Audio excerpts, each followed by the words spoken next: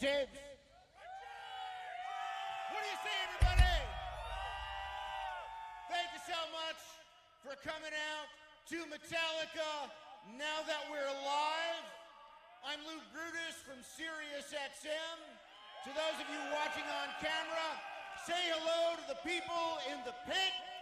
300 Met Club fans who are here tonight. Now tomorrow, 60,000 people, but tonight just you and the band. They're gonna play. After that's done, an exclusive interview with Lars Ulrich. But for now, please say hello to Robert Trujillo, Lars Ulrich, Kirk Hammett, and Papa Head. Hey, James. Good to see you. Ladies and gentlemen, please welcome Metallica!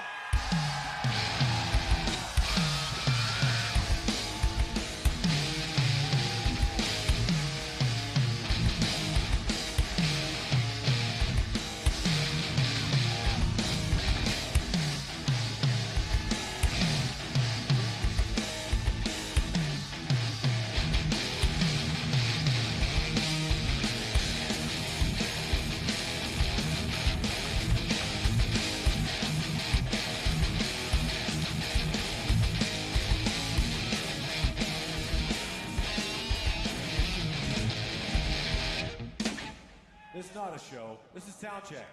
They want to hear us fuck stuff up and yell at each other and fire people or something like that. How you guys doing? This is what we wear for Soundcheck. Isn't that exciting?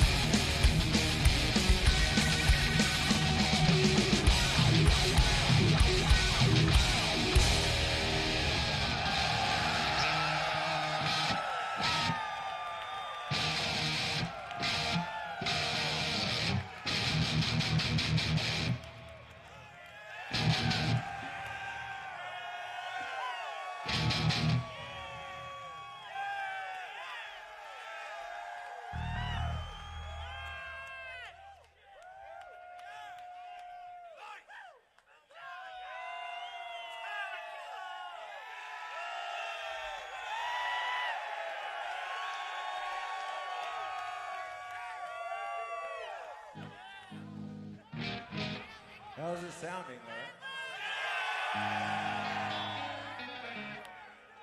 Glad you like it. Talking to these guys though.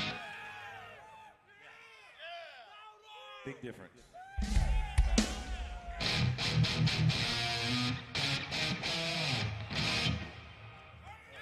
do you want to work on?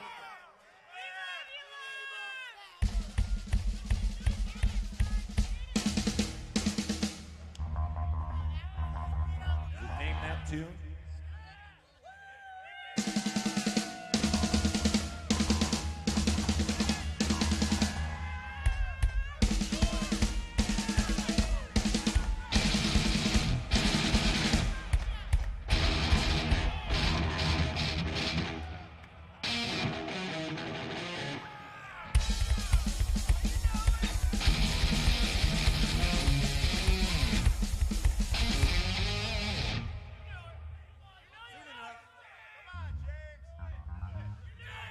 What?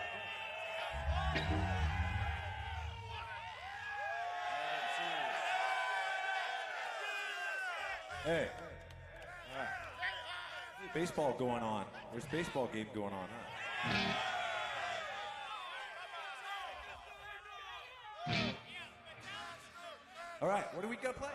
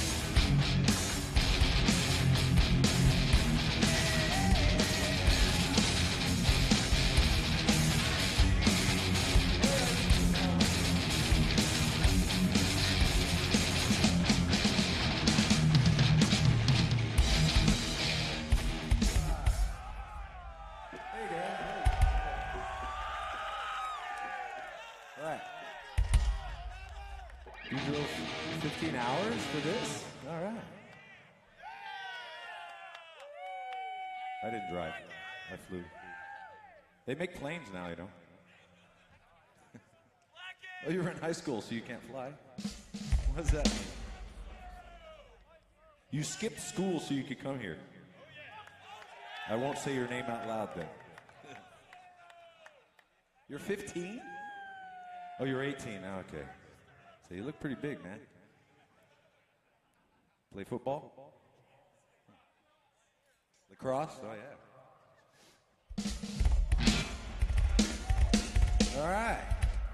So do you guys play Metallica in the dressing room? Before you go out and play? And like smash heads and stuff? Right on. Hey, you play lacrosse too? All right. What, you're a chef? You just make mac and cheese? Oh. Okay. That's better than I could do. I can barbecue anything though. You know? That's my domain, the barbecue. All right, we're gonna play something else.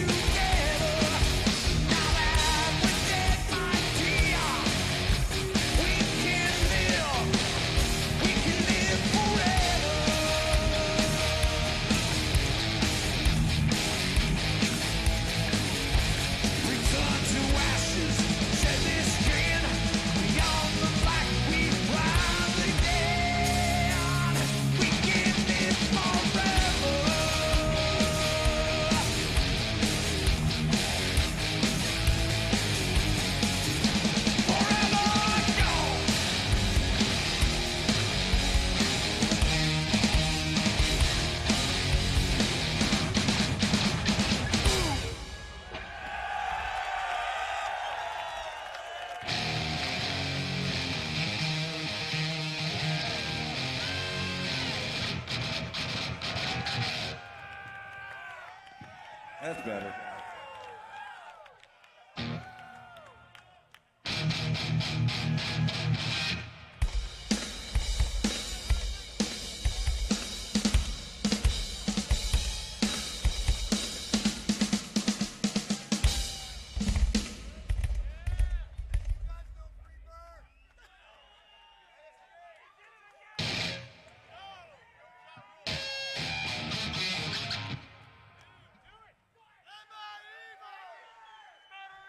Why is everyone looking at me? We're just doing a sound check. What the hell? Look at those guys. What are you guys gonna play?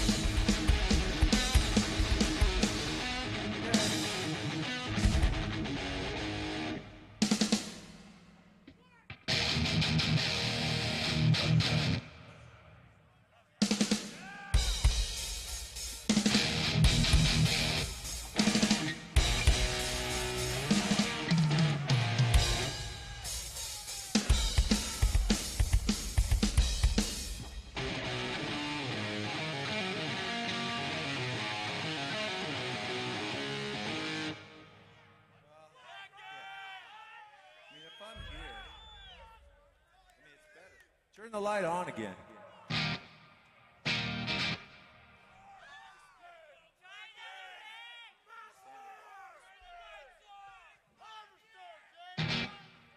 Oh, yeah.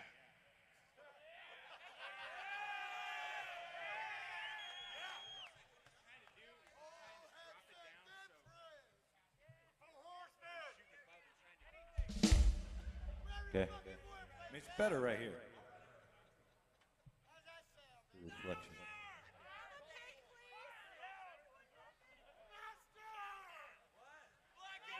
Somebody getting fired?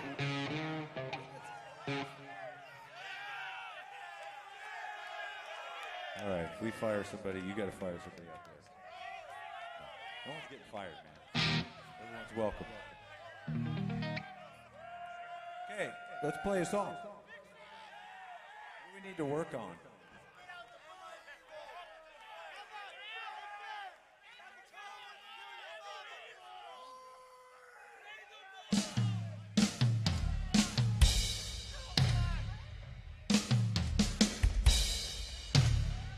Work on the drum solo.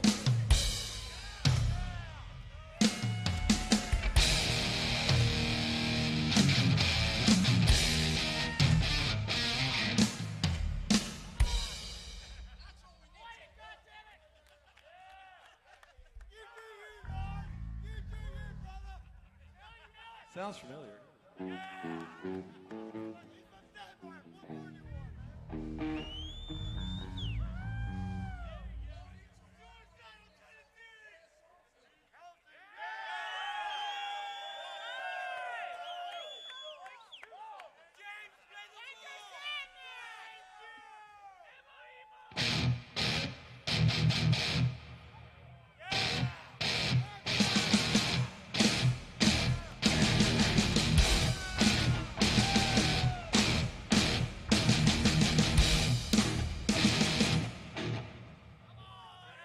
Or the other one?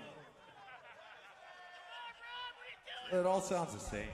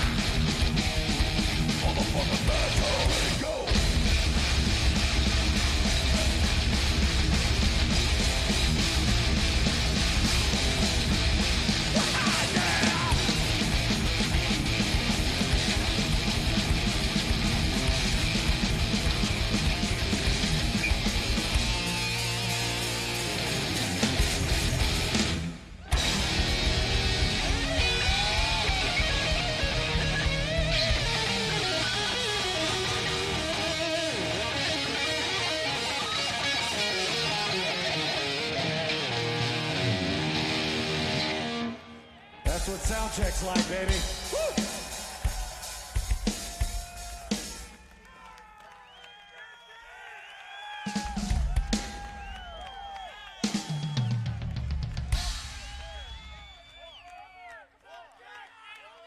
Hey, hey. So, does Soundcheck sound good? Are we ready for touring? Are we tour ready? All right. Hey, thanks for coming and hanging out, you guys. It helps get the vibe going. Thank you.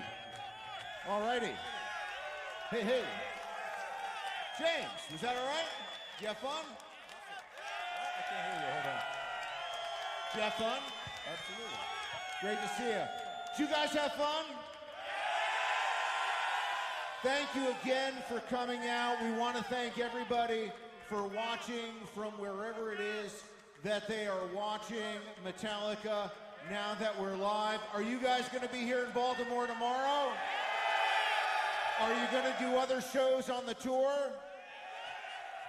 We're going to show you a video in just a moment. Lars and I, an interview.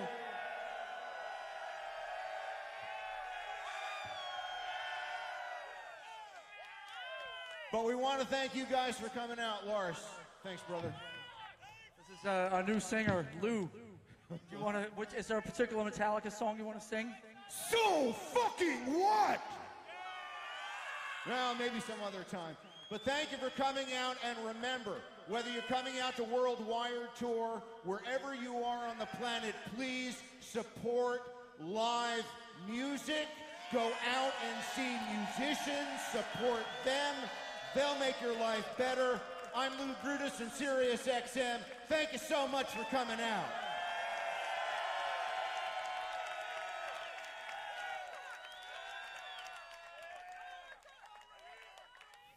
This is Metallica, now that we're live. I'm Lou Brutus from Sirius XM, and I am very happy to be joined by Lars Ulrich from Metallica. Lars, how are you? You know what, I'm doing fine. Always nice to see you, Brutus. Thanks for having me.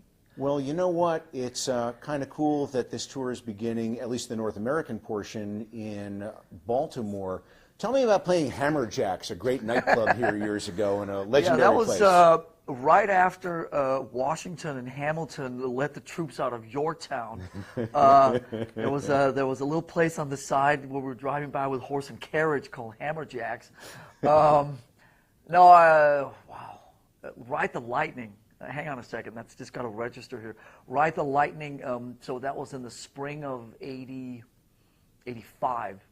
It was our first real run in America. You know, we had a management and a record company and major labels, and we had tour buses, and we had a crew and all that stuff, and we were out playing and just living the dream. We were 19, 20, 21 years old. I don't remember a lot, but I remember that it was a lot of fun.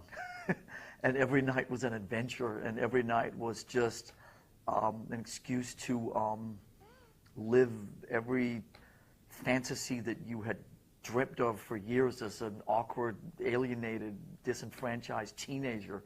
And there we were in the thick of it in the mid-'80s. Just, you know, it was like Hammerjacks was the biggest venue in the world, if you know what I mean. And we were living the dream. So it was good times.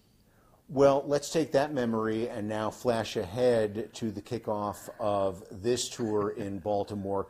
Tell me about the logistics and the build-up, not only from a musical standpoint for the core, the members of the band, but also integrating it with all of these crew people in this extremely large production and multiple stages that are leapfrogging around the country.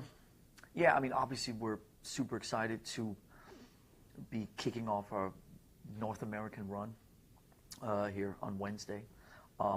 But I guess if you include, you know, all the Americas, then I guess internally we sort of look at this as show 4 because we did the 3 shows down in Mexico City in March with the setup, pretty much the same setup. I mean, there's a few tweaks and a few bells and whistles that have been added and so on.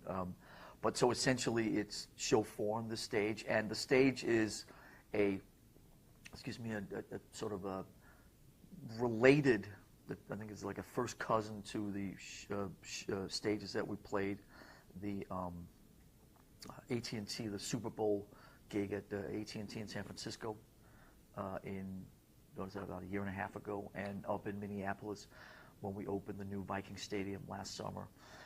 So it's a continuation of that. It's big. I mean, it's really big. I mean, it's really fucking huge, as it should be, by the way. But I think the main thing for us, which is so cool, is that generally when you play sort of stadiums outdoors or festivals or parking lots or fields or whatever, generally you play inside inside a structure, and we've finally done away with that, and there's no roof over us, so it's really cool you just feel like you're more accessible and more closer to the audience, and there's a different kind of vibe. So all the shenanigans and the video screens and the lights and all that are sort of behind us rather than above us. And it just gives a different kind of vibe. And, listen, especially it'll be a different kind of vibe when it starts raining, which eventually it will do. But we had no rain in San Francisco in the month of February last year, which was a minor miracle. Obviously, we had no rain. There may have been some moisture, but there was no rain inside the new Viking dome up there in Minneapolis. We had 3 shows in Mexico City without any rain at all. Obviously, it will rain at some point over the next 25 shows. We're fine with that. But when we talked about it a few months ago, Hetfield said, listen, if the fans get wet, why shouldn't we get wet? So it's sort of, I guess, the same spirit as Hammerjacks 30 years ago. It's, we're in it with the fans, and we try to make it within a stadium as kind of intimate as we can. And, it's a big production. We are, like you said, leapfrogging. They're setting up in Philadelphia, just up the road right now.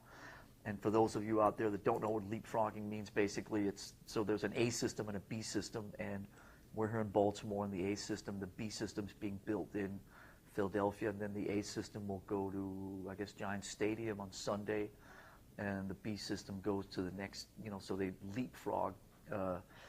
It's not something you do when you play in arenas indoors, but when you play stadiums, that's the way most people do it. And listen, it's exciting. We were just talking before we went on air that I don't think we've been to Baltimore since Hammerjacks. We may have, but I don't have a recollection. I think all the arena shows we've played were down in D.C., and I think we played RFK with Guns, and we played RFK with Van Halen. Cap Center a couple of times. Cap Center, that's right. Cap Center, that's gone. And down in Largo. Yes. That's right, yeah. Largo. Isn't that where Dave Grohl is from? Something like that? He's from North Virginia, Yes, but it's very close by. And that's the place. One time when we played in Largo, I took the train there. I was up in New York City, and I took the train, and I got off at Largo, and the venue was 2 minutes away. And I guess there's another place called Merriweather Post Pavilion. One of the greatest sheds, outdoor arenas in the country. I love that place. It's a great spot. So we have obviously rich history here, and have played lots of great shows in the general area. And obviously, if you cast the net a little wider, there's a Norfolk, and there's some shows in Virginia, and so it's nice to be back in this part of the country, and the sun is shining, and the sun is shining tomorrow, from at least what my little app says. So I think it's all going to be good. Is there anything in this production, and I have to be careful how I set this up because I don't want to give anything away that you would rather not, but is there anything that you yourself are going to be doing as part of the production that maybe Metallica fans have not seen on stage before? We're going to play all the songs Titan and Time. Coming to you live and direct from Baltimore, the new improved Metallica. No, all kidding aside, I mean, obviously there's a few, like I hear myself say, shit blows up. There's giant video screens. There's, there's some kind of interactive stuff. I guess there's 2 or 3 the things that spring to mind, but I guess maybe I shouldn't give them away. We, for the Facebook event tonight, actually one of the songs has one of those elements in it. We were sort of going back and forth a couple of days ago about whether we should give it away or not. So I don't want to give it away by saying we're not going to give it away, but you'll have to tune in and see wherever you are on this planet. Yeah, I mean, there are some things. I mean, obviously, there's only so much you can do, especially when you take the roof away, because a significant part of those things you can do end up hanging from the roof. But like I said before, we feel there's a newfound, I don't know if freedom is the right word, but it's just a newfound vibe to not have the roof over us, and we're really enjoying that. And listen, we've got the Snake Pit, which should be no great surprise. And when you're playing in the stadium to 50,000 people, obviously the word intimacy is maybe not the first word you think of, but I do think that we do everything we can to make a big fuck-off place like that seem as intimate as possible. And, certainly, at AT&T last year, the baseball stadium there, you get, the newer stadiums have the stadiums from 20, 30 years ago were a little harsher to play, and I think that both in baseball and in football, that as the newer stadiums, they have a tendency to be more curved like this rather than like this, and so it's more bowl-like, I guess. And so these bigger places become, dare I say, slightly more intimate as time rolls along. But there are a few shenanigans that are going to happen tomorrow night and Wednesday at the first show, and I guess tune into wherever you tune into to find out what they are. Or come to the shows. Yeah, come to the show. Okay. Even better. Good plug. Hell yeah. Just picked it up like that, like a true professional. Come to the show. Lars, I've been there for some really incredible Metallica gigs. I was there in Tuktoyaktuk with you guys, and Grimey's Basement, and the Freddie Mercury tribute show, and the Million Man Mosh, and all these things. And I have to explain to anybody who is watching or listening to this right now that this is a sincere question and something that we've discussed before. Where have you guys gotten on the possibility of Metallica becoming the first band to perform in space? Because we are now at the dawn of, SpaceX is going to be taking some people around the moon in the not too distant future. I know you guys have seriously spoken about this. Where might that stand at this point? Well, actually, on the day off between Baltimore and Philadelphia. Don't tell me you're going to space now. On Thursday, we figured instead of having just a boring, predictable day off, we were going to just take. Elon is now on speed dial, and we're going to meet. And living in San Francisco, obviously, which is the frontier for the future, the gateway to the future. Obviously, all those things are sort of being planned around San Francisco to a degree. So I feel that we're as close to that as we can be, and there's a few feelers out to a few people. Nothing worth giving away yet. The headline, Metallica promises to play in space, can certainly be derived out of this sort of wishy-washy answer that I'm giving you right now. But I don't danced around. Right. I don't want to really commit to anything other than to say that I think you know us better than most, and know that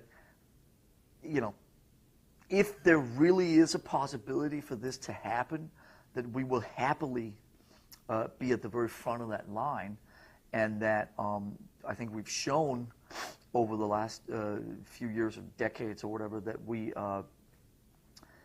that sense of spirit and that sense of adventure still burns in us, and that we would love to and would bend over backwards to make anything, always do, to make anything out of the ordinary happen. So watch this space, as they say.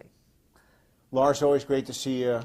Right Safe back at travels. Safe travels on the tour. Safe space travels. There you go. If that becomes applicable one day. All right. That's Lars Ulrich. I'm Lou Brutus from SiriusXM. Thanks for joining us, Metallica, now that we're live from Baltimore, formerly the home of Hammerjacks.